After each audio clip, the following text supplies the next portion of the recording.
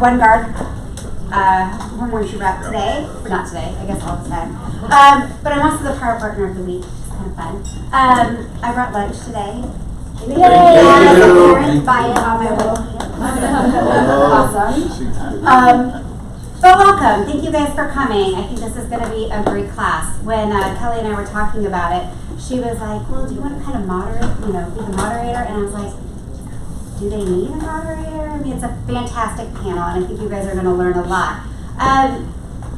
So just quickly about One Guard, a little bit about us, a little bit about me. If you guys haven't used us before, I would love for you to give us a try. Something that's very unique about us is that we are full of services.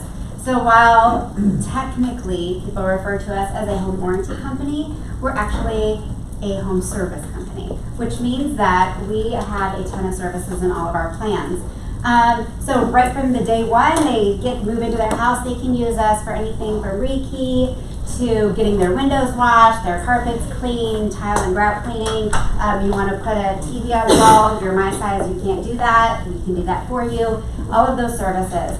What we have seen in our research is that when people do that, when they utilize our services, not only are they more likely to renew, they're more satisfied with their warranty service, but also when things break, like the air conditioning system, which we know 99% of people get a home warranty for their air conditioning, that they will remember to call us. They're not calling some of the other companies out there that are going to charge them $12,000 for a new unit. So it's great. It's a really great benefit to your clients. I always say the home warranty is the last man standing. It's the last man standing in the transaction. So you really want to choose a company that is going to represent your clients well. Me being your home warranty rep, I am a teacher by trade, which means that I am an educator. I'm probably one of the worst salespeople ever, which means that I'm not overselling. I'll look at the property, I'll tell them exactly what they need and what they don't need. I will talk them out of stuff all day long, so that if they need a credit, they have, $800 from the seller and they don't need $800 towards their warranty, they end up with a credit that they can use for window washing and rekey and that kind of thing. So again, if you guys have any questions, if your clients have no idea what a home warranty is, if you have no idea what a home warranty is, let's have a conversation about it so I can help you. But let's get started. That's why you guys are here. So I think quickly maybe just go through who you are and... I am Jason Sequeira, my wife Challen. We work on the lawn team. I work on the lawn team. She's not a real estate agent just yet, not licensed. And we, as you'll find, do a little bit different than what some of the others do. We're pretty boutique, small. We do everything ourselves, pretty much. She handles all of the inside. I handle all of the transactional part of it. And we're kind of keeping our own area. So we'll get a little bit further into it, but that's one part of our business as well. We also are a full-blown real estate team, and then we have our own team within that. So. I'm Steve Valentine. This is my wife, Wendy. She's the one that makes me look good, as you can see. One of the reasons that I asked, Molly and Jared and Jason and Challen to do this was we all do flipping on a different scale. And there's from what Jason and Challen do, which is a little bit on the smaller scale, to Molly and Jared transitioned into a couple different things, which I'll let them explain that. And then I'm just plain batshit crazy when it comes down to it. So I'm responsible for the numbers when it comes down to flipping. I'm responsible for looking deals and inking the deals. So when it loses money, it's usually my fault, which we've had our fair share of bad deals. I wanted to do this because flipping is such a shiny object in our industry right now, and we wanted to give a chance for you guys to ask of the challenges and some of the successes and things that make sense so you can really see and understand it from different scales. My wife is our general contractor. We have the opposite reverse roles. I'm not out in the field. I don't know how to use a hammer or a drill. And so... and he's not allowed to touch mine. So Wendy's really one that knows the numbers and does the design and the construction, and I ink it, and we surpassed 500 flips over the last 5 years this year, so it's a big part of our business. We also run a real estate team with Valentine Group, my home group. So there you go. It's all you, Molly, or Jared. So as Steve mentioned, it's Molly, I'm Jared. We have been flipping for about a little over 3.5 years, and we've kind of transitioned. We've adapted with the market. We were very focused. We're in South Scottsdale. A lot of our work is 85257 or around that area. And we started out taking 1950, 1960 builds and just gutting them, keeping, not adding square footage, doing the gut, doing the flip. And the market changed. Our margins weren't quite there, so we realized we had to start adding square footage. We got into doing new builds.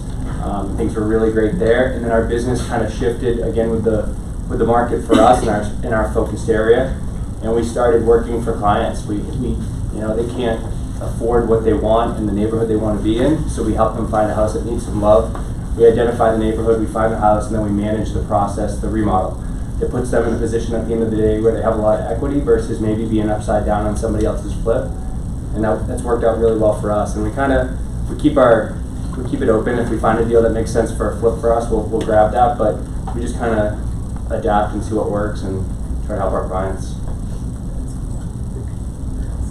So I think the format is we'll start with questions, if you guys are okay with that, and go there. If there's something specific that you guys have questions for, just be aware of the other questions that are being asked, because there's a lot of you, so if you can try to avoid repeating the questions. One of my questions is besides like Keegley, where are you guys getting, and a few other small wholesale companies, where do you guys find these flips? Everybody looking at me? We Right. probably have different ways too. Right. Yeah. I mean, there's you guys go first. Where you source your deals? Yeah, so I would say probably 80% of our flips come from a wholesaler that I've been friends with for years and years. What was his name? which is totally cool. Big Three Homes, and so we kind of stay in our area. We're in the Northwest Valley. We have ventured out. We've done Mesa, Scottsdale. We've done some, but she's so involved almost every day that it just becomes too much. So, anyways, he sends us anything he has in our area, and then if we like it, we take it. If not, then he blasts it out. So we have first shot at really anything. We've got two wholesalers in the area now that kind of feed us, but most of them come from my guy. And he's pretty all over it. I've got one wholesaler that used to work for me full time. I've got another acquisition specialist that makes a lot of calls. And then one of the big ways, I'll be completely honest with you, is being prepared for the opportunity when it arises. And if people know that you're that solution, a lot of the agents in my home group know that I'm a problem solver. So they'll call me, hey, I've got this deal, it fell apart, I need a quick solution. That's where a lot of my deals come from. And then to be honest with you, the thing that you guys all hold in this room is real estate license. Right. And that real estate license is the key to opportunity. And it's pretty frustrating right now for me to see everybody bitching and griping about the zoo, which I call it, Zillow offer pad and open door. And you guys can all provide the same solutions. And we've probably bought 50 of our clients' homes on listing appointments because it was a solution. And so that's a lot of sourcing it, is by being able to bring that up as an option for them to provide the same thing that the zoo does. And even if it's not you, even if you can't buy that house cash from them, you have a resource. Yep. You have many resources who will. So even just having that conversation with people, and you can still make commissions, you can still probably do less work than you would actually listing it and just pass it off to someone like us. Yeah. Yeah, that is one of the things. Not everybody's in a position to flip a house or buy an investment, but you're in a position to take that opportunity. Right. It's one of the things I said in class last week. You guys want to take it back from the zoo, then we start working more together to solve the client's problem together, where it makes a win-win for everybody at the end of the day. Have business cards? Mm-hmm. Yep. We still find our clients deals on MLS, believe it or not. With MLS, I think you just really have to be the first one there, the first one to put in an offer if it's a good deal. We used to get a lot from wholesalers, but where we are, we're South Scottsdale, like you said, so I feel like there's just so many people there trying to do flips that market kind of dried up for us, or the deals just weren't at numbers. The deals didn't have the right numbers in them for us anymore. So we didn't really buy any of our deals from wholesalers. Because again we're centralized, we put signs in our yards that say renovation in progress or we buy houses cash. And so just from people driving around the neighborhood or neighbors that live in the area, we've gotten deals from there too. That and Molly's a Instagram genius. She does an amazing job, honestly.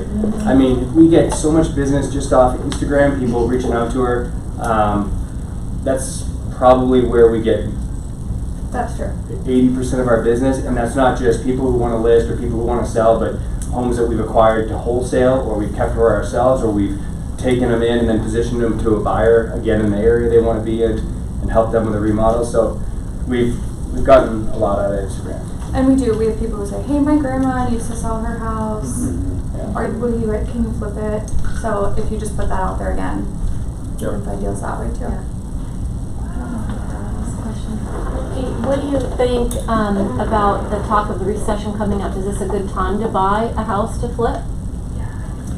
The buy is always a good time if the numbers are right. It doesn't matter about the recession. You always have to look at things and not get into, I think this is where most people get in trouble flipping homes, is they take the right now highest comp and they try to shoot for that rather than using more of an average comp, knowing that it could go up or down. And so recession wise, I'm not really worried about it. If I get into something, this is where I would say you kind of have to figure out what you're comfortable with. If recession hits and we have 15 projects going right now, there are going to be 15 rental properties because they're all decent rental properties at the end of the day. So you have to have that exit strategy of, well, maybe I need to hold it longer. And that's what I would say too. I don't know that it's, if a recession hit, you just always need to have an exit strategy. So if you can't afford to hold on to 15 houses or 2 houses or 1 house, you shouldn't be flipping 15 or 2 or 1. If it's money, if you're investing money that you need to live off of for the next, when you retire, or money that you need, don't invest it. I feel like it should always be really like gamble money, not something that you need that you couldn't live without.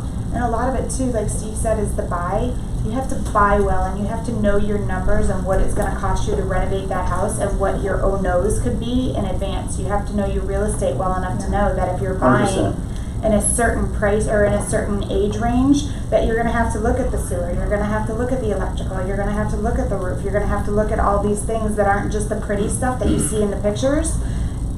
50% of the money that I put into a house goes behind the walls. You never see it. Yeah. So you have to be ready for the oh no. So there's a lot more to it than just going and buying a house and throwing some paint and carpet in it. Yeah, and I think when you're starting it off, it's always on the acquisition. The acquisition is where you make your money, but knowing your market, buying a market that you know, you're not going to run into any surprises. We stay in a market where we do 80% of our business in, and so, I mean, I can tell you basically any house in that area, what we can get for it, where we can bring it to, and so we don't really take, and like you said, challenges. What I look for, what are challenges? Well, I don't ever want to have a challenge that we have to overcome, because when we do our flips, we go for above market. We try to set the market in the area. So we don't want to run into being backing up against a street, or just any of those situations that you're going to come into. We had one where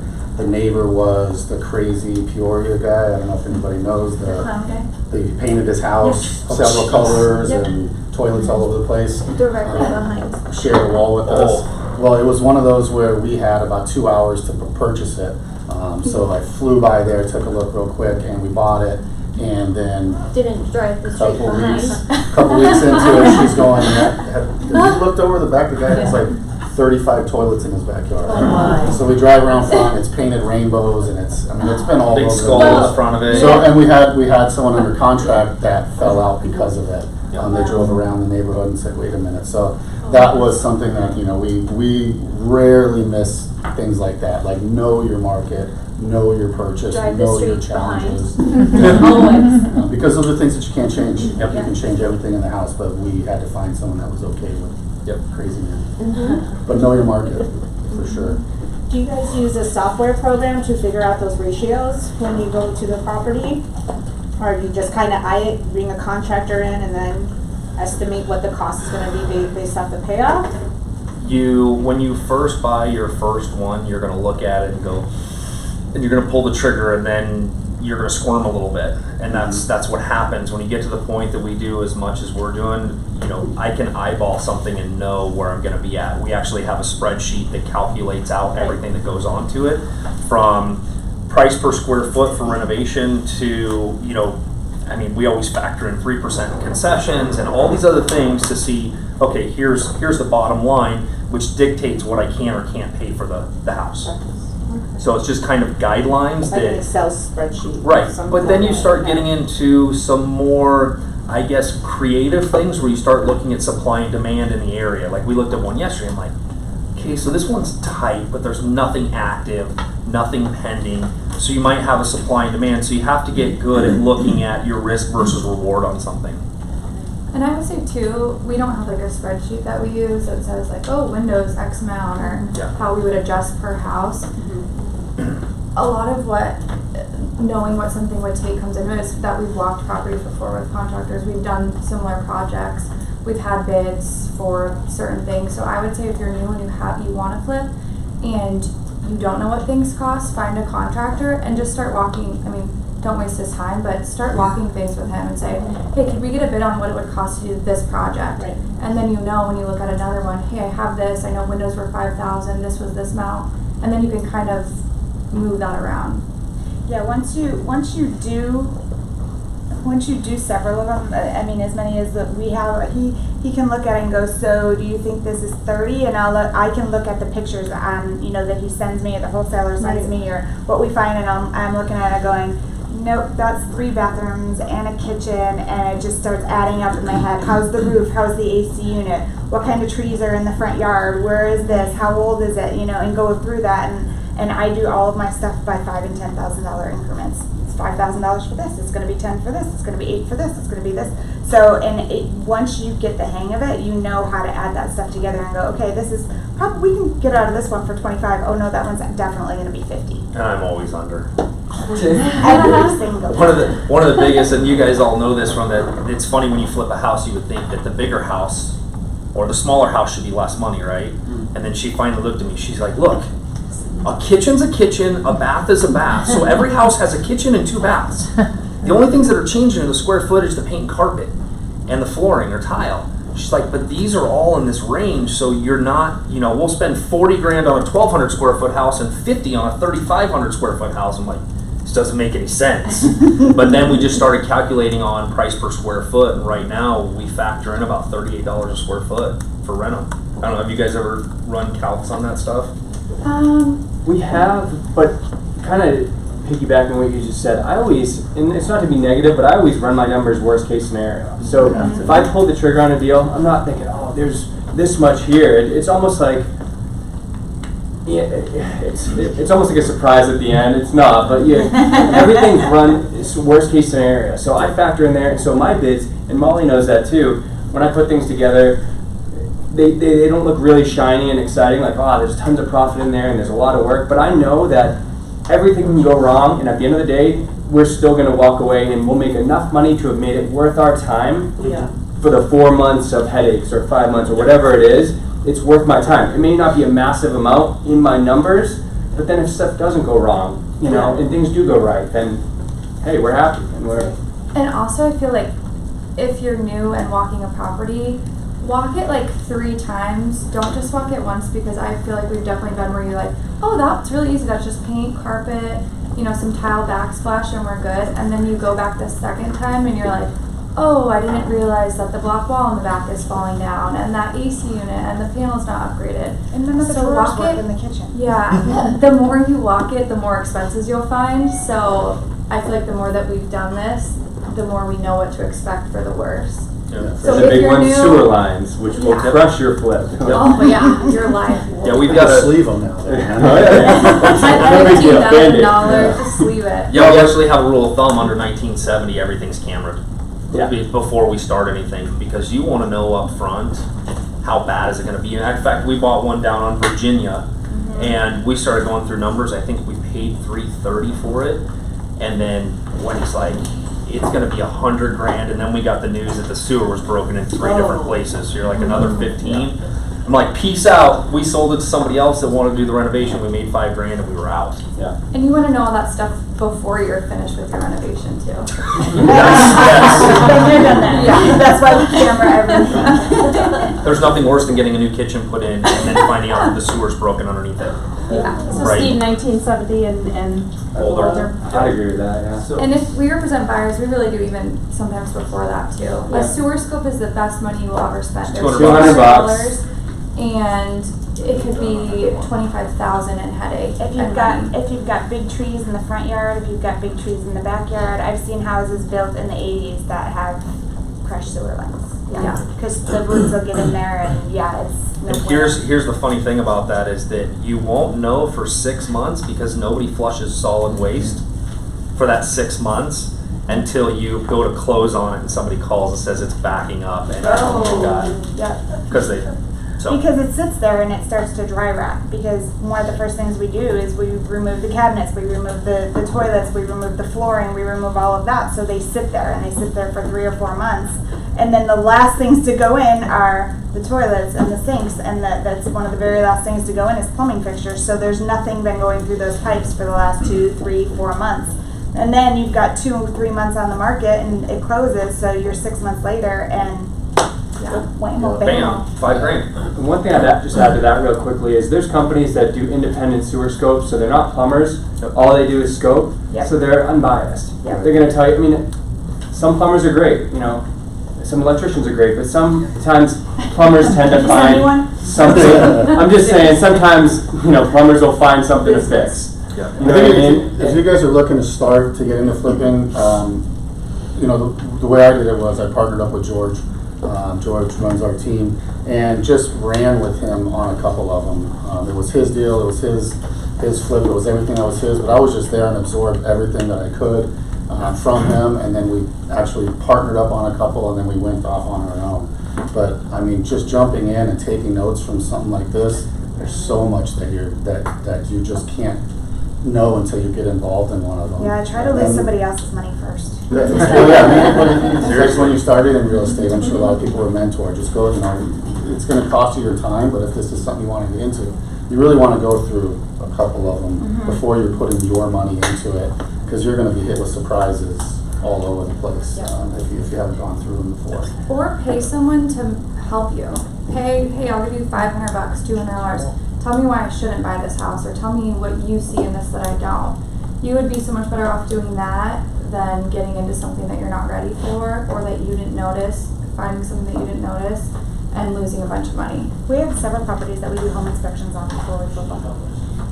Yeah, we do too. We do home inspections after flip them as well, before they go on the market, to try to get all the little loose ends tied up. Because again, we're usually above market value, and so we want the inspection to go just as well as the showing did, where the inspectors are like, hey man, these guys, this is actually a really good job. We see a lot of this that's usually missed, but they've gone in and done. So our guy comes over, it's about $100, he charges and goes through and does an inspection, and then we come back through and tie up all the loose ends on them before it hits the market.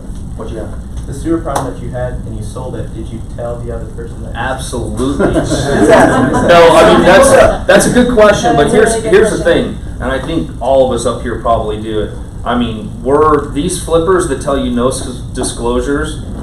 Peace out. Like, my buyer's not buying that. We do full disclosure from top to bottom. They get invoices. They get everything we have that goes along with that property, because we call it repurposing, because the reality is, I don't want a single mom buying a house and having crappy problems and all these other things. It's people over profit at the end of the day, and if you're going to get in this for profit over people, don't do it. You're going to get sued at the end of the day. And I don't know, are there agents not from my home group in here? Oh yeah. Welcome. John Dyer, our broker, is really big on, I feel like a lot of agents don't know too. You'll go and show your buyers a house that's been flipped, and in the private remarks they'll say, seller will not provide spuds, they didn't occupy the property. And something they've taught us at my home group is that your seller, and oftentimes we're the seller for flipping it, even if you write in and a buyer says they're fine with you not disclosing anything, you're still legally obligated to disclose everything you know about that property.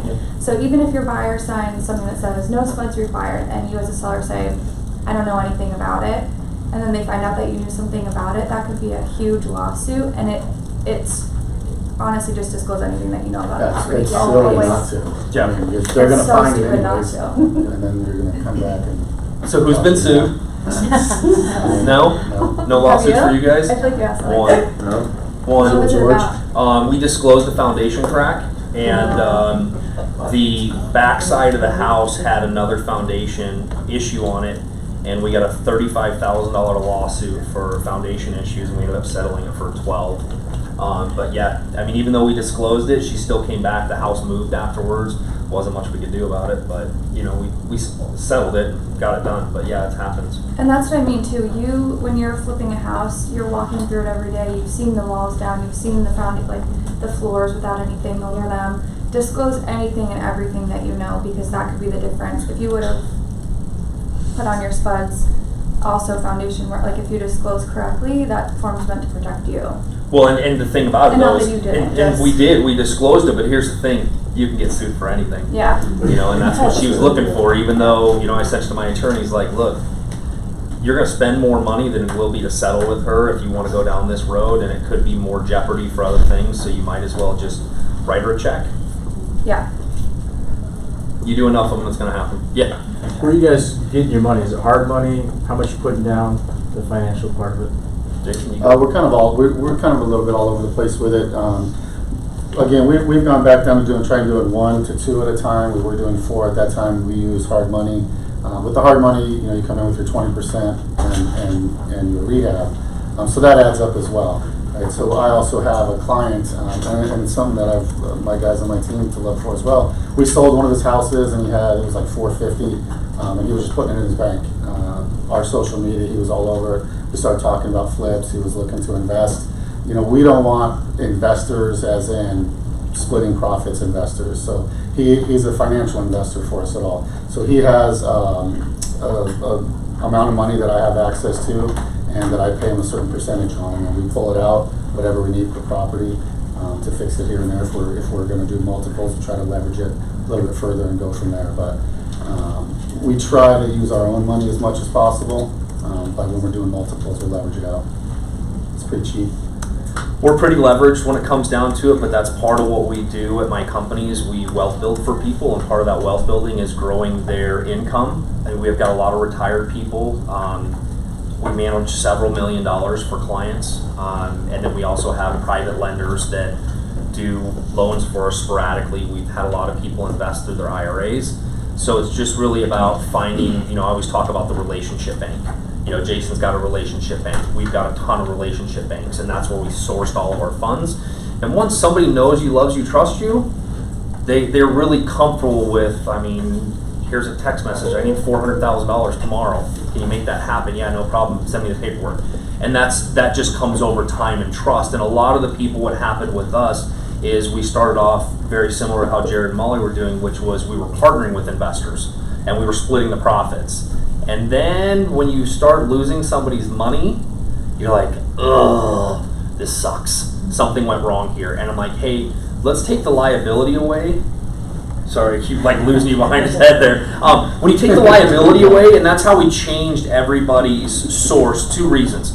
One, we went through and we changed the investment to where I was taking the risk. I was okay with it. We were making a little less money, but it was our risk. The second thing is the one house we got sued on made me cringe because it was an investor we were partnered with and they owned the home. I did all the work. Technically, I wasn't liable at all for it, but he's the one that got served the lawsuit, and I'm like, no more, because some of these retired guys, I don't want any damage done to them whatsoever.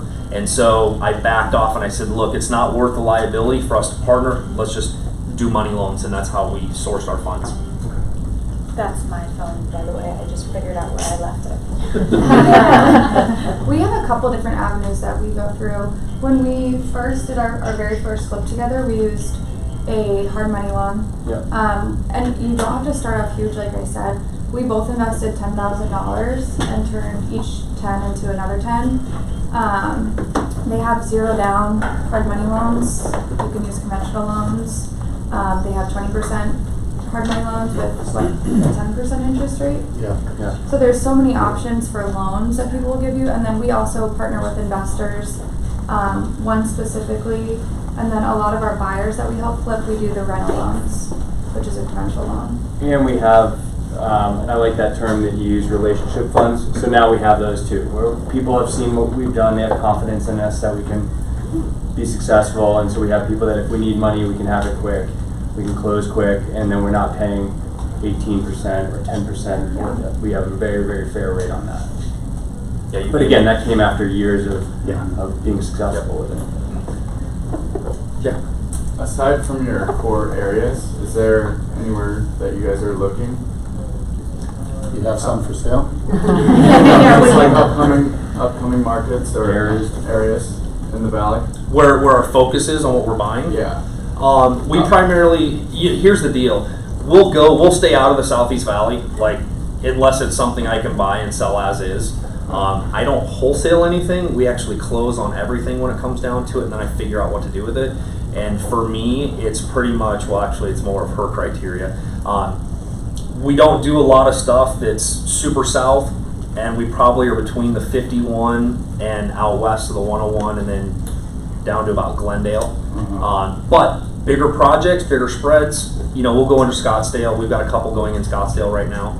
So it just depends. One of the things that's hard for us when we do that, because we're so scaled, is when you have 15 projects going on at one time, you're sending guys everywhere, and it's hard to manage when they're too far away.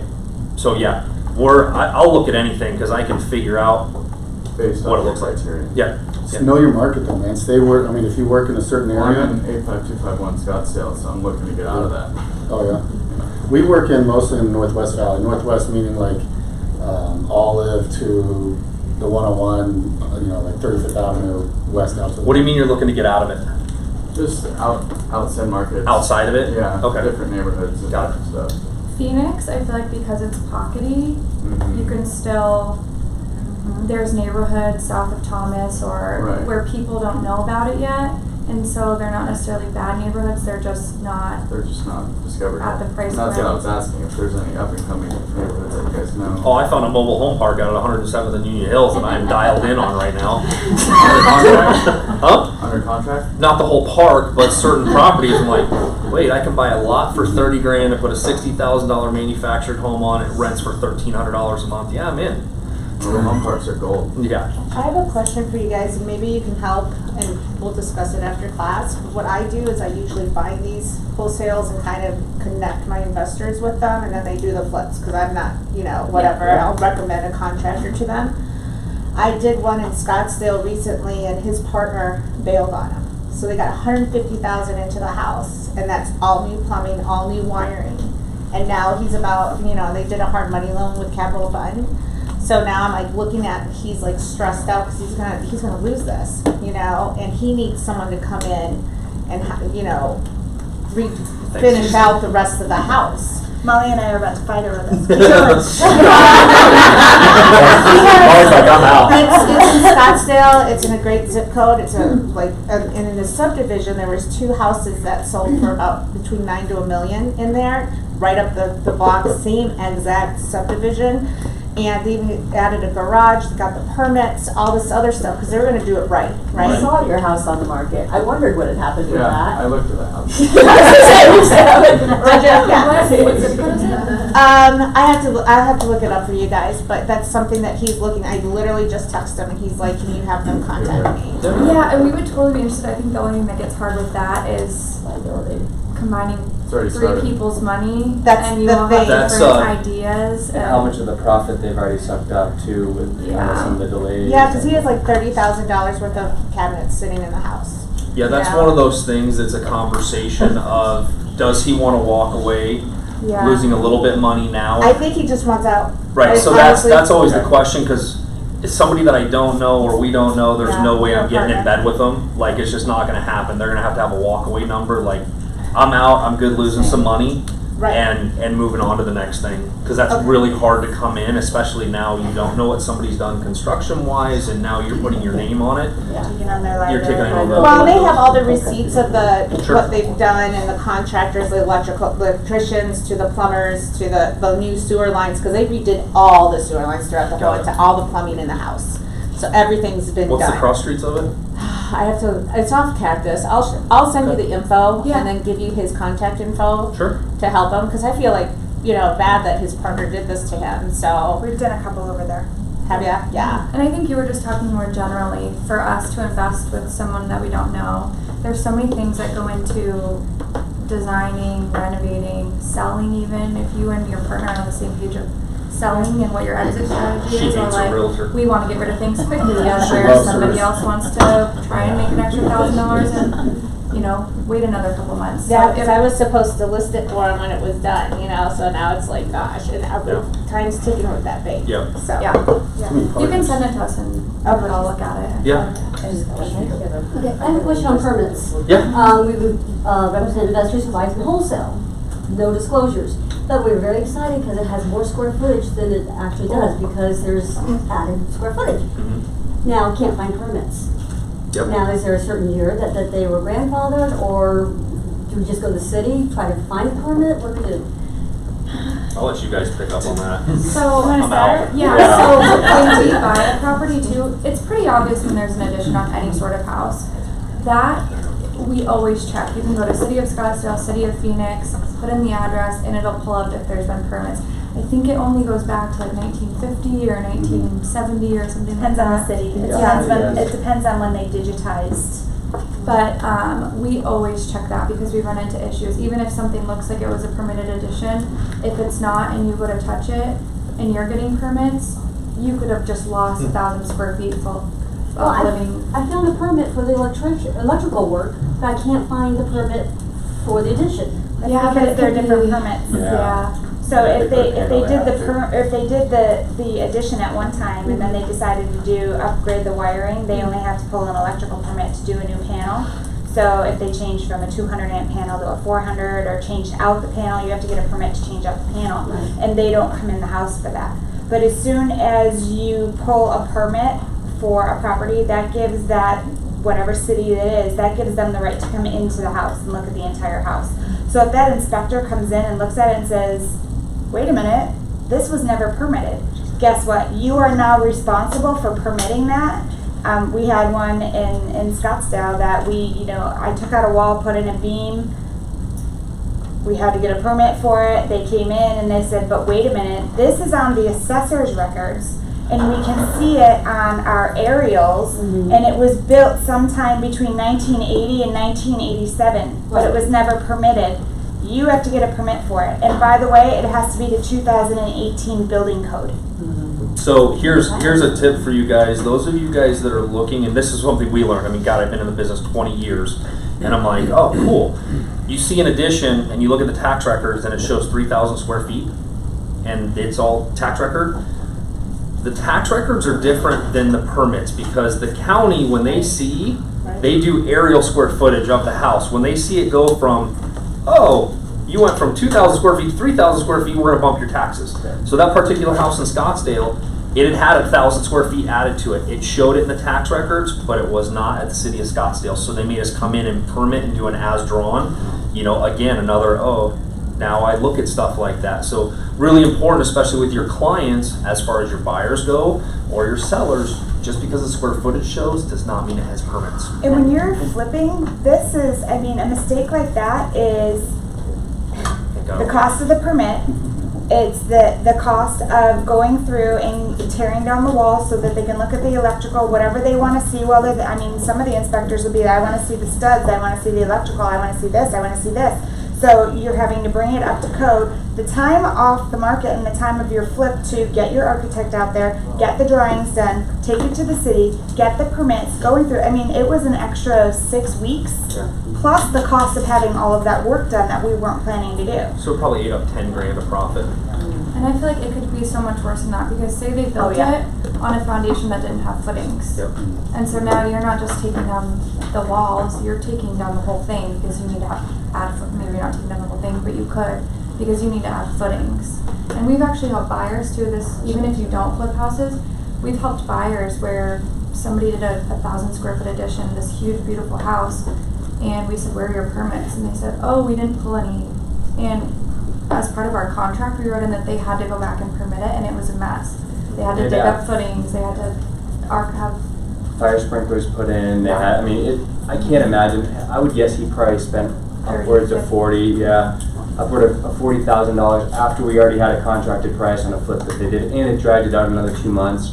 And it was because it was very obvious, it was the back of the house, and he bought it that way. It had the square footage, but they didn't look to see where permits. They just started building, made it look very pretty. So it wasn't even, it was an oversight on his part, but he wasn't even the one who put the addition on unpermitted, but had to pay the penalty for it, and it cost him a lot.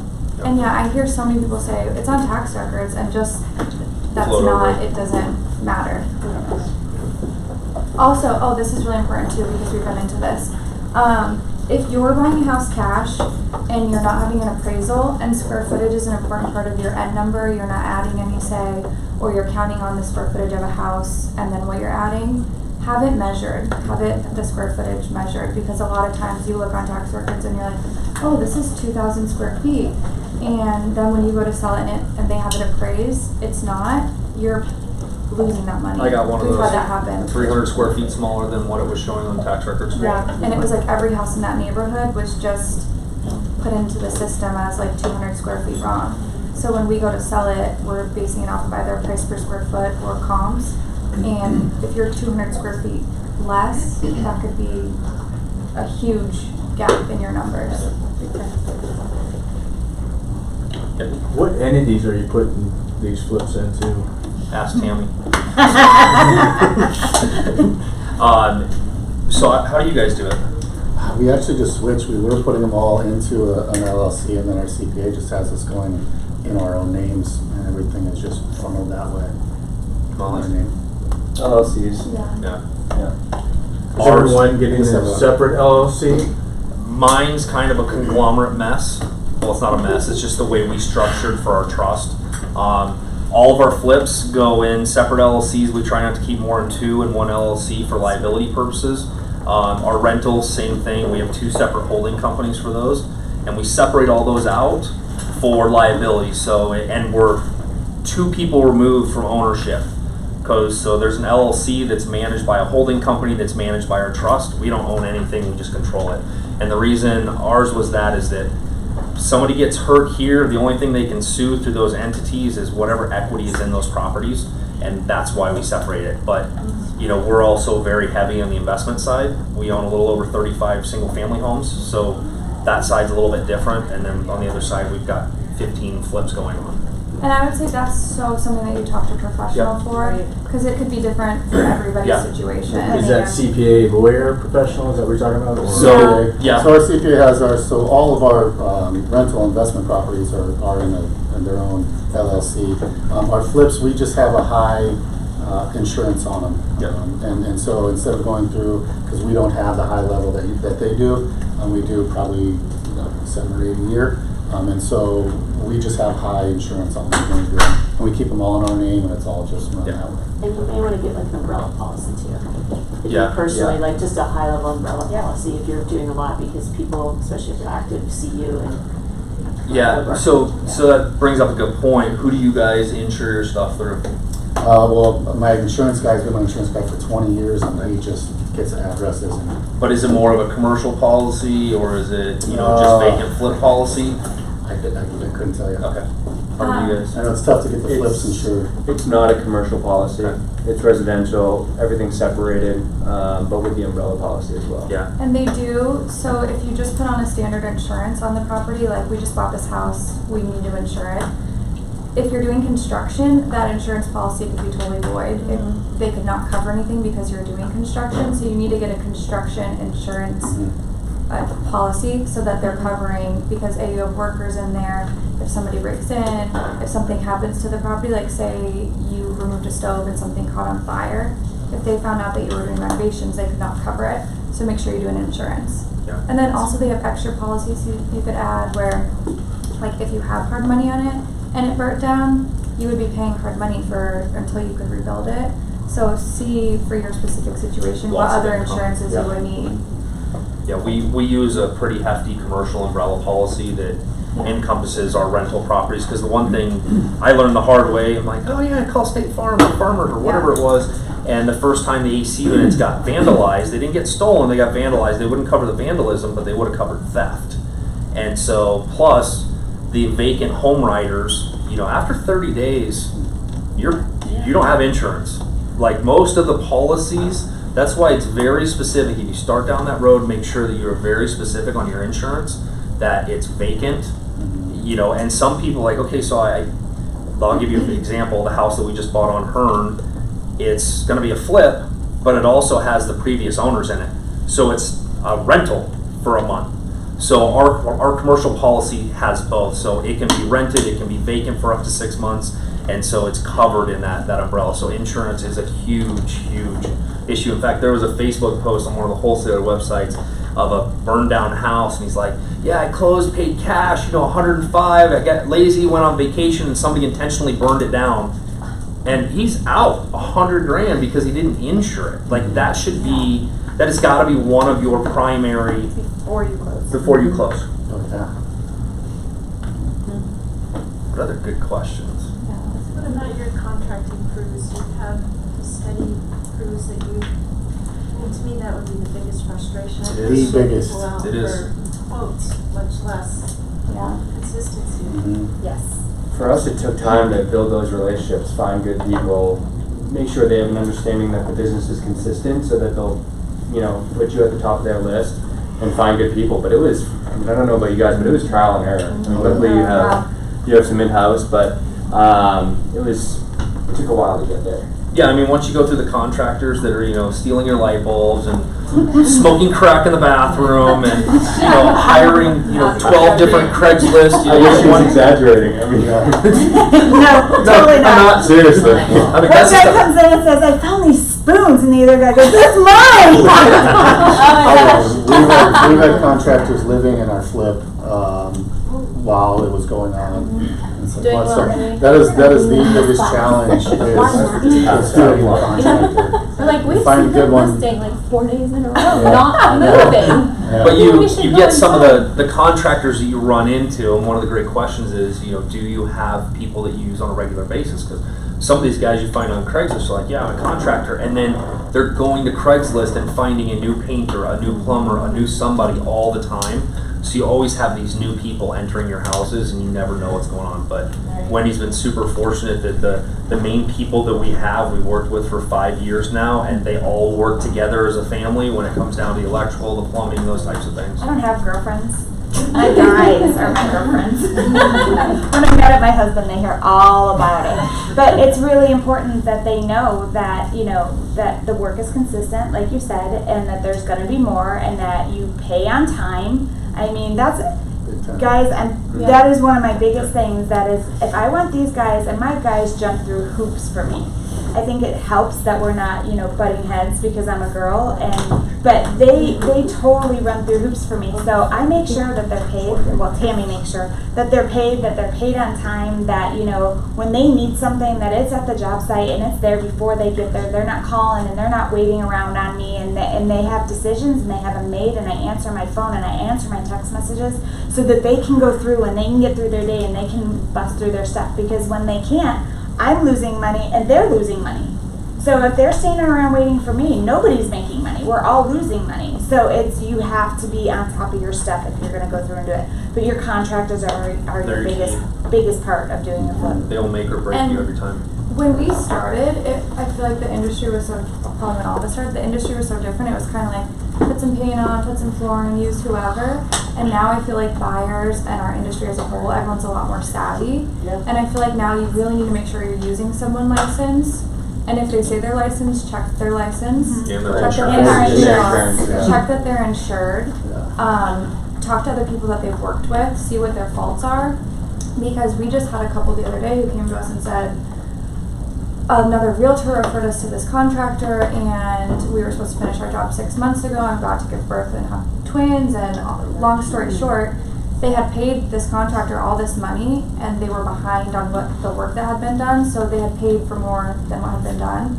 And then he just said, sorry, I don't have money, I can't finish your job. And they said, okay, well, we'll go after your license. What's his name? And then he wasn't licensed. Oh my gosh. And so there's so many things that you should check with the contractor, but at least if they're licensed and insured, you have a little bit of an insurance policy, but also never pay for more work than what's been done. That's a huge one. Pay on time, but never be upside down on the work done. Yeah, because someone will 1,000% disappear and you'll never see them again. And if you're upside down on the work that's been done, then they made some money off of you and you have to pay someone else to do it. And like piggybacking on that, we always we leave 10% out at the end that they're not getting paid till we do our final walkthrough, till we're ready to go on, because there's always little things that you have a hard time getting them to come back to if they've already been paid all their money. And those little things take the longest amount of time to get finished. They can go Details. through, they can demo a house in 3 days. They can, your kitchen's up in 2, tiles done in 5, and you get those last damn blue tape repairs done, it takes 6 weeks. Just so that you can get there to see them. Yeah, ask other people what they horror stories about contracting and then just learn. Yeah. Yeah, I mean, when you find a good one, pay him. He's gonna cost a little bit more. For the whole crew? We send our crew like once a week. guys hungry? Pizza at the house, keep them happy. Yeah. You know, like she said, they will jump through hoops. We had to get a shower door put on, I think it was, or something. He was like driving all over just to get it to make sure that it happened. Yeah, we call it the contractor 99% rule. They'll do everything up to that last 1%. And then it's like the last, that's all it is. It's in the details. You can't get it done. Sometimes you'll just hire. Yeah, well, she'll go back through and do a lot of that stuff too. They know me at Home Depot. Yeah. It's crazy. For sure, because I like it done. I It's want all it in in the here. I details. stage it when it's done, so I can't get my stuff done until they're done. And so I've got a family and kids and dinner to cook and things to do.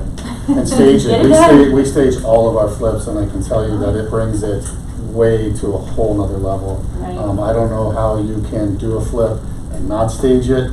It just seems to me like you're leaving so much money on the table. You're doing 500. 15 ain't going to a furniture store. No. And so we do. We have 3 storage units.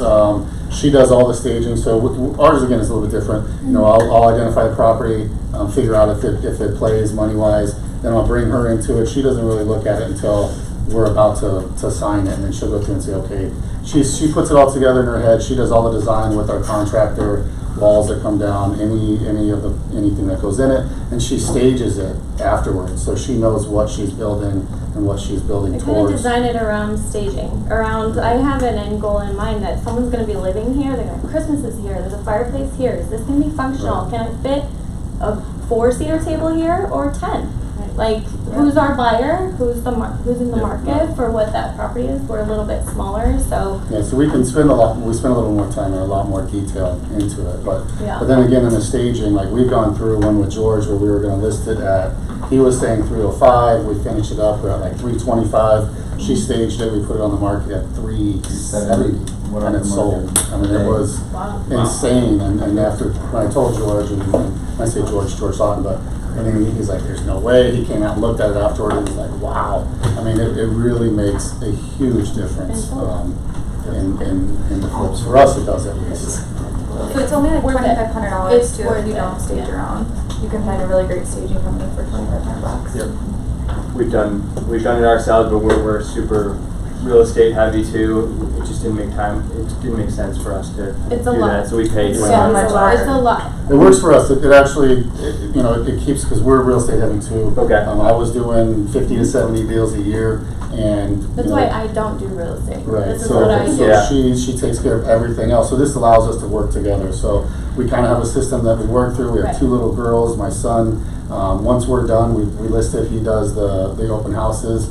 But like we always have our family dinner the last night at the staging house when she's finally done with it. The girls and I spend that week usually. It's just us, and then we'll come over and hang out with mom on the last night and have dinner, and kind of that's our thing on each one of them. So again, when we're this little, we do not too many. We really pour a lot into each one of them, and it really shows. I mean, we make friends with the neighbors to bring them gift baskets because we've had not happy neighbors, and you want to be like their very best friend. Yes, because they will tell. They call me. They talk to everyone looking at the houses. There's someone looking in the window on a red bike. I called the police already. That's the thing. You want to make sure they're watching your property. We get to know all the neighbors. And they're not calling because you're not pulling permits.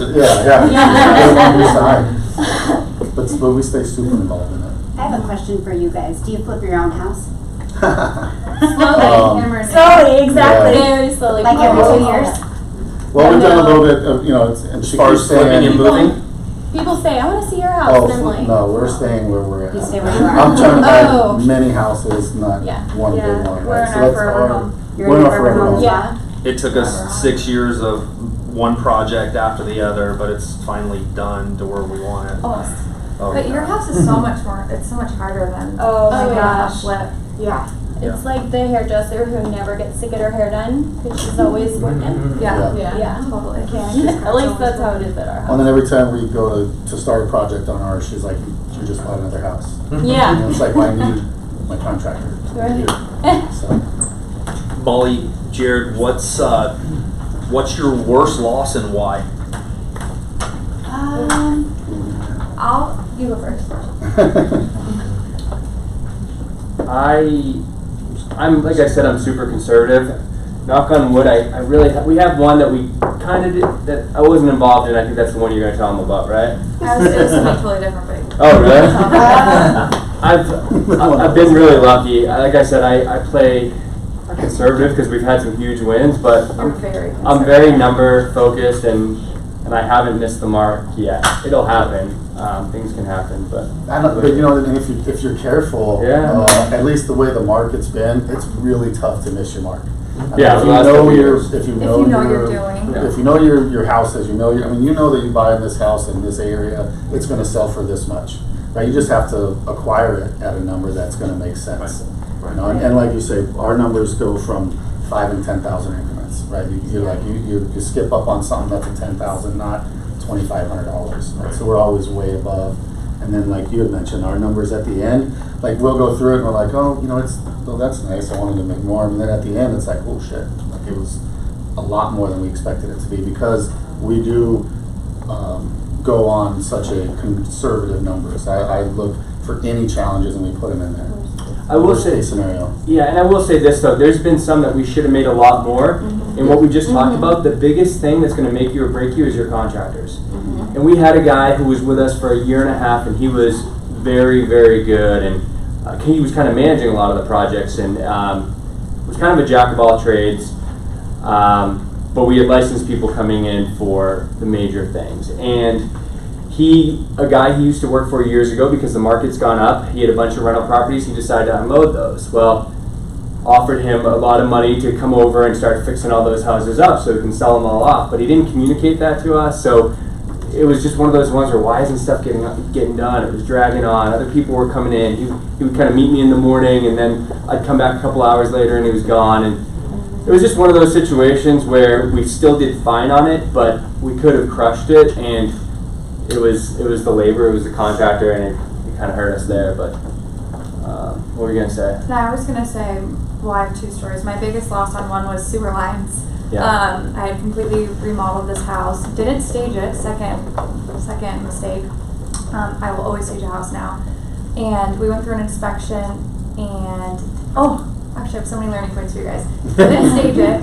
Used someone that wasn't licensed, and didn't scope the sewer lines. And so, where we had paid to redo a roof, he didn't do it right. He's not licensed, so you can't go after him. So I had to pay to redo a roof. Remodeled an entire house, and then realized the sewer lines were bad. Also did all the landscaping already. Had to pay someone to go cut up all the landscaping, change out all the pipes, redo that, put it all back together, and then staging. When I went to sell it, I didn't stage it, so it sat longer than I thought it would. So those were my 3 big things. But what I was going to say is, I feel like a bigger loss than money sometimes is your time. So if you're a real estate agent and you're killing it and doing a lot of business and spending your money or spending your time lead generating and open houses, and that's doing really well for you, that was us. And then we decided we wanted to flip, and we were doing 4 or 5 flips at a time. And what we realized was it is so much time, energy, headache, investment. There's a lot of risk in it. And what we started to realize is we were calculating how much time and energy and risk we were spending and what we could have been making if we were focusing all that somewhere else. And that's where we started to cut back. We said we could work with 2 buyers and make what we made on a flip and have 0 risk and have, way less time invested and none of our own money invested. So sometimes it's not money that you lose, watch your time too. Yeah. And your head, like how much stress is this bringing you? How much of your retirement are you using? There's just so much else that goes into it. Yeah, there's a lot. There's lost opportunity. Yeah, cost of lost opportunity when you have money out on something that doesn't make money, and what did you lose by doing it? I think our biggest loss Who's the house next door? Was the house next door. We were emotionally invested in it because it was the house next door, and at the time it looked like we could have gotten more for it. Funny story, you guys asked where I source deals. The next door neighbor was super asshole, and I got a call from his wife that he was being deported and they needed money in 48 hours. And I'm like, sweet, it's only going to cost me this much to make you go away. So the thing that I learned in that one, though, is that we paid $360 for the house. It wasn't great, but I probably could have sold it for $400 as is and been done. You know, I had the opportunity to take. Instead, we started getting into it, and then we're into it for like 135 grand, and it looked awesome, and then it just didn't sell for what we thought it was going to, and I think we lost like 75 grand on that one. Oh, and it sucks. You know, it sucks when you're like, yeah, we crushed it, we made $100,000 on this one, and we lost 75 over here, we're left with 25. So you talk about time and effort. It's really hard to love your new neighbors when you know they moved into this house and lost a bunch of money on it. They're good friends now. But yeah, those are the things that people realize, and I totally agree with Molly. You know, obviously you're not in the house doing work, and you guys aren't in houses doing work. You're managing projects, but you see all these people on Facebook, and they're out putting their tile in and moving appliances out when you should be out selling houses. That's what you guys got in this business for. Right. I would tell you more so than anything, flipping, unless you have systems and processes and people in place, stay away from it. And it's not fun. No. It's not how it looks. It's not like, I feel like it's so glamorous and everybody wants to do it. And it's really not that fun. And that would probably be the better answer to 100% honest. So my videos are all false. It's fun. There are very fun parts about it. And when you're done and that's why you keep doing it, because when you're done you forget about the headache. And it is fun. But it's kind of like 10% fun and 90% hard work and not fun. And that was my biggest loss. I wanted to do in the beginning I thought I wanted to do the work, and I would, and I'd get in there, and I like doing a lot of that stuff. But when I could be out there selling houses or doing real estate or, you know, sitting by the pool. Exactly. Yeah. You know, and if I don't hire someone to do that and then I say I'm going to do it, now I got to be in there, and so it was draining and it wasn't worth it. And so, like you said, you need to have systems in place to make it smooth, efficient, and run right. And you jumping in there and thinking you're going to do all the work and take away from your real job of selling houses is not ideal. I mean, you don't want to buy a job at the end of the day. I mean, if you're putting tile in your own house and doing those things, you just bought a job. So you're going to trade your commission income for a $15 an hour job when you're thinking you're making money and you're not. Yeah. And, you know, my honest opinion is you guys see opportunities, Amanda. She's ready. She's ready to go. Time's up. You know, I think you guys, Jason, you're in this, and I think you guys, do you guys hold properties at all? Are you investing in anything yet? We have. We've kind of gotten rid of some. We've recently sold some, but we have in the past. Okay. Yeah. My big thing on the flipping that's caused. Sorry. Flipping me off, or okay. My chair is turning. I'm like one or the other. The opportunities that you guys come across, wealth in this business is not doing what we do on a day-to-day basis. Wealth is truly built by the opportunities that you seize to hold on to. And flipping is a source of income or loss. It goes back to the profit and loss theory. You know what? You're either profitable or you're losing. But wealth is built in this industry by holding on to stuff for long term. And the opportunities that you see that people give up and they sell for $5 grand, this is where I become very passionate about. I watched my dad work for investors his entire career. And at the end of buying 900 homes at trustee sale, he owned 0. But he made people a lot of freaking money, and he made very little money for himself.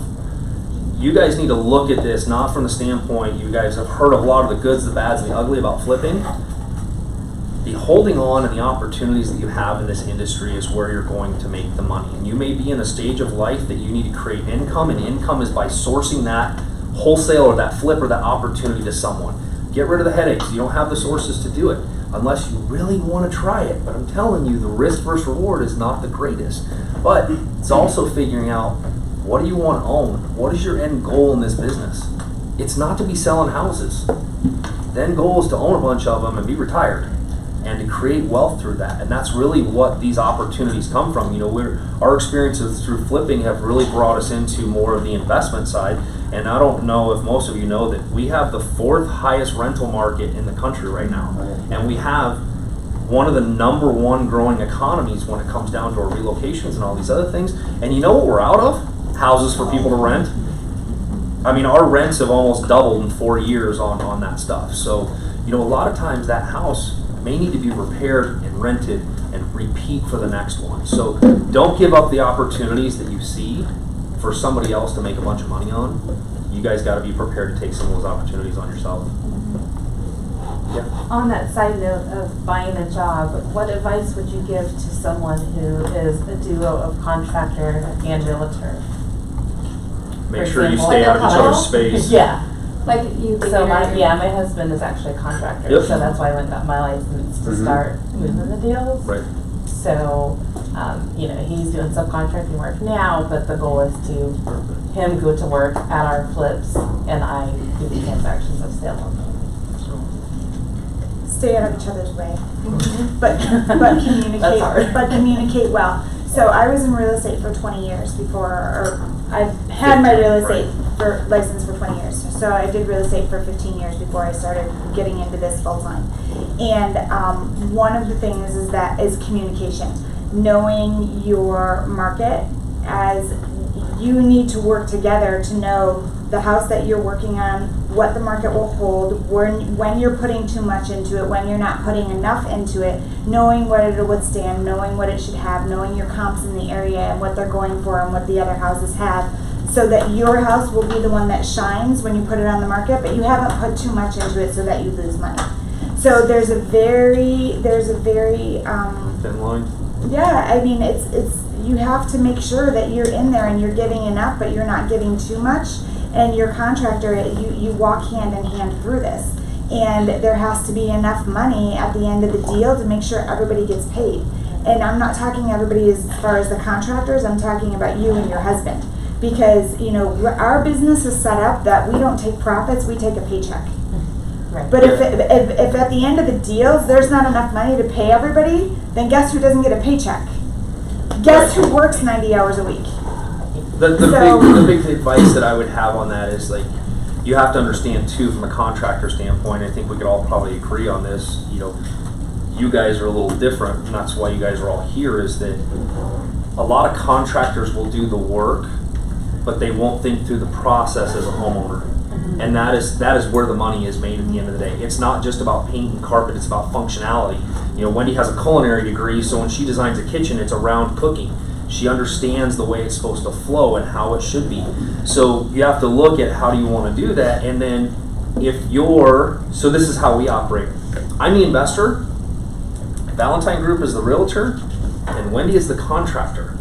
Her company gets paid 20%. That's her contracting fee to me as the investor.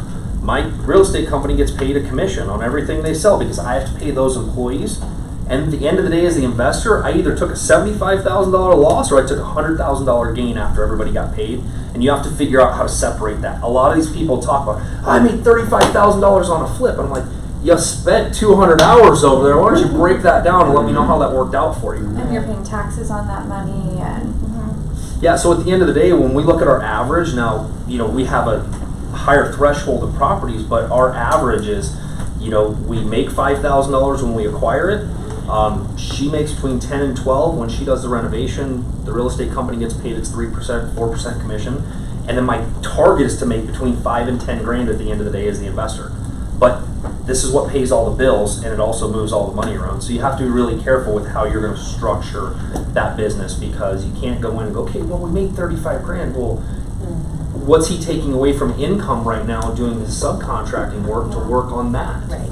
So you got to be careful with what that looks like. Yes?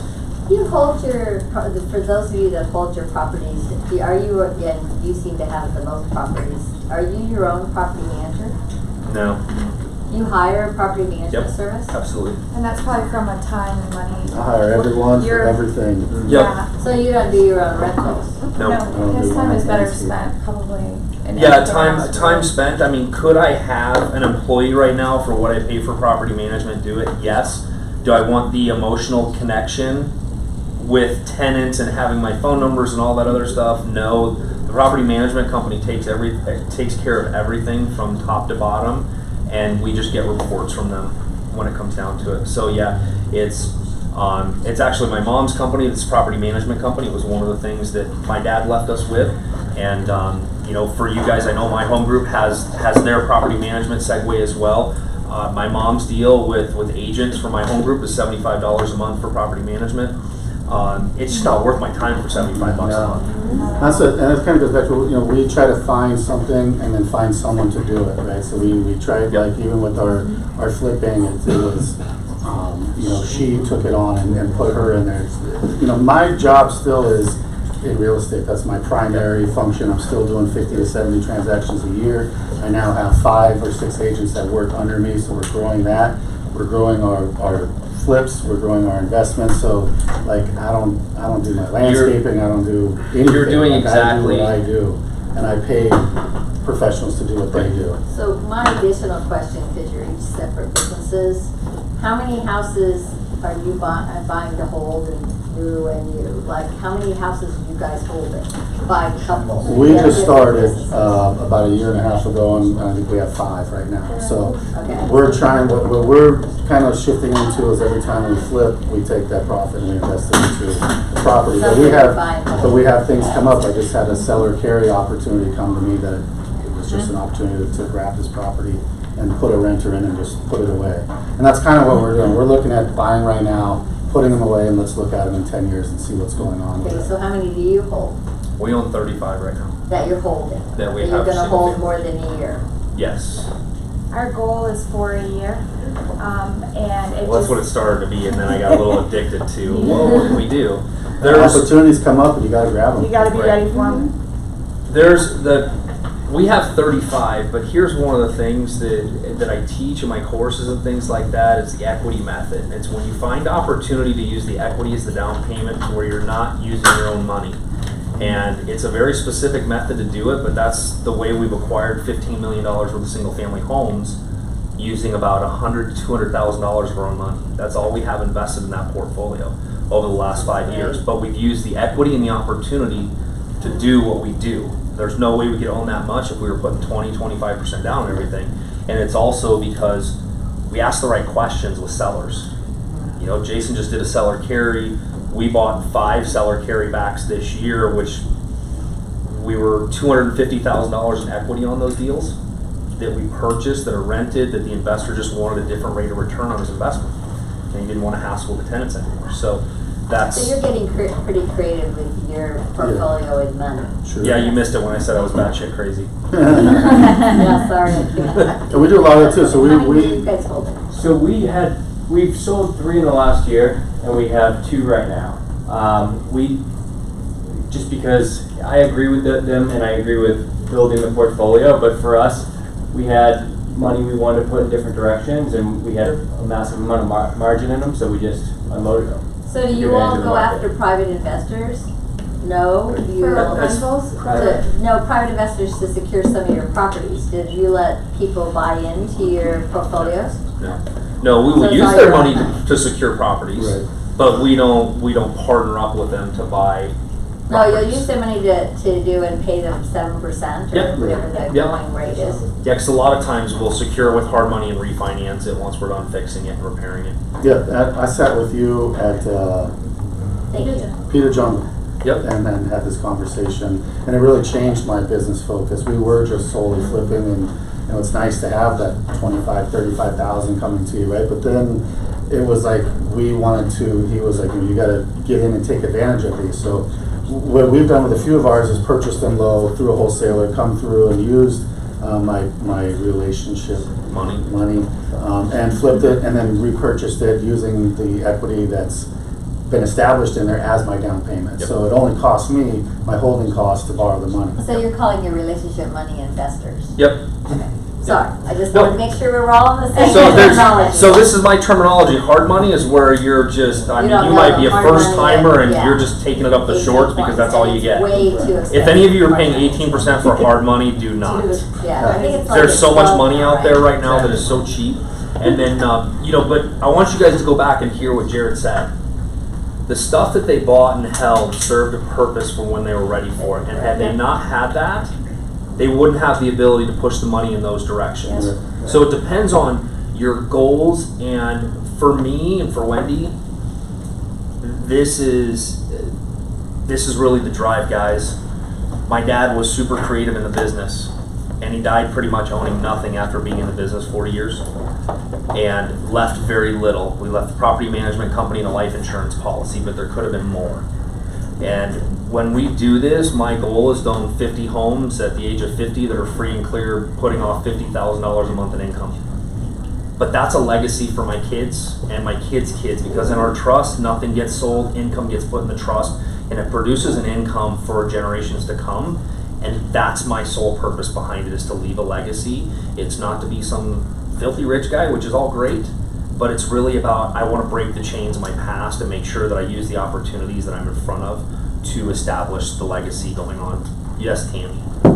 5 minutes. Oh, she said 5 minutes. Sorry. And also, we're in a point where the last 3 properties that we've sold or will sell, we took advantage of, they were our primaries, and then took advantage of capital gains. And now that we've made that money tax free, we can go reinvest that into something that we hold on to as a rental. Yep, good and point. so it's not. And also another thing to say is too is I think a lot of people are like, oh, you're buying and holding properties, and there's talk of a recession or a housing change, and you owe 35 properties, but you're a long-term goal. Right. This is your 10-year goal. So if the market completely crashed tomorrow, you wouldn't lose anything. These are your insurance policies for down. Except there'd be more renters. Right. Trying to rent your place. Exactly. Somebody asked about the recession before, and here's the reality.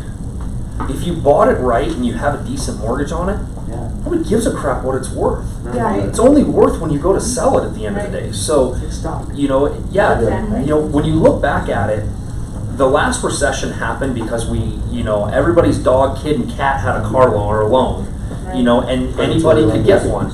And the problem is those neg-am loans, coupled with the market dropping, they could never refinance them. That's what caused the tank. Okay, if they had the 5-1 arms, all the crazy financing that the banks gave people, and people bought based on appreciation, which is gambling. Okay, I don't buy on appreciation. I could care less what they're worth right now. They look great on my net worth right now, but I don't care what they're worth going up and down. What I care about is, are they rented? Are they in a good spot? Are we going to do decent with the rentals? And right now, you can still buy a $225,000 house that's repaired, and you can cash flow a couple $100 with 20% down on it, and it be a decent rental for long term.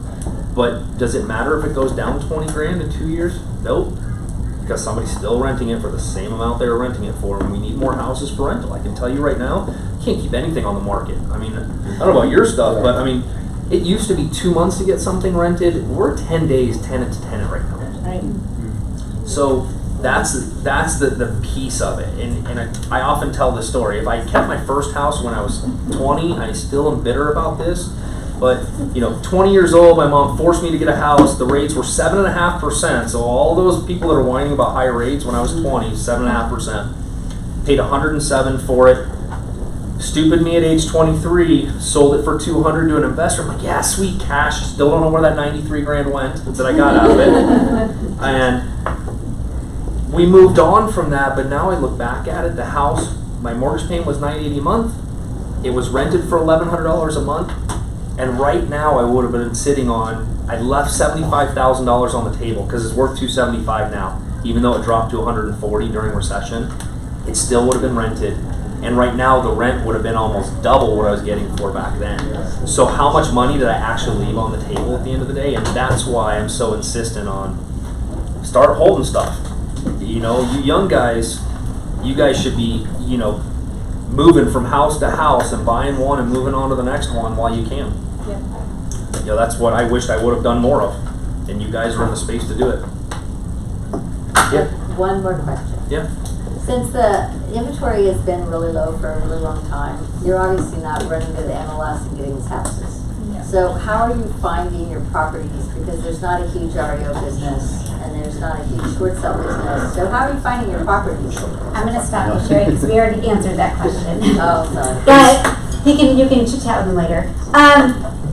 if you guys didn't sign in, will you please sign in? If you sign in, we will make sure that your information will be available to you guys if you have more questions that we didn't answer. One last thing, you guys have to follow Molly on Instagram, which is what? Because she kills it if you're looking for someone good to follow. She's got lots of great design ideas too. It's just my first and last name, Realty. So Molly Rundle, RUNDLE. Jared, how about you? J_Rodham, but you'll find me on her page. Okay. How about you? I'm Boss Lady Red, so bossladyred.com, and that's got a bunch of my projects and different things that I've done on there. And Instagram, she like plays with. Yeah, I'm too busy to be taking pictures of myself with my friends and posting. You're drawing your tool belt, right? Yeah. It's So the best time you can spend though. Yeah. There's so many, it's free and there's so much business out there on it. Yeah. You just have to Need get to to get like better. 10,000 followers like Molly. No, you don't. All right, and I'm on Instagram at Steve D. Valentine, and then also if you guys want more information on different things, I'm doing some different tips and tricks on stuff through email and text. If you want to text Flippin' MHG to 602-993-8600, you'll get some fun stuff back there. Sorry, you're saying this stuff really fast. Oh. We'll send it out too. I can't write. I'm a terrible writer, thanks. We can set You it got up. it? Here, Vanna. Oh, somebody sends me. Oh. How about you, Jason?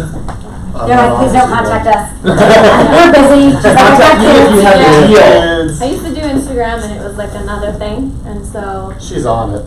yeah, just it's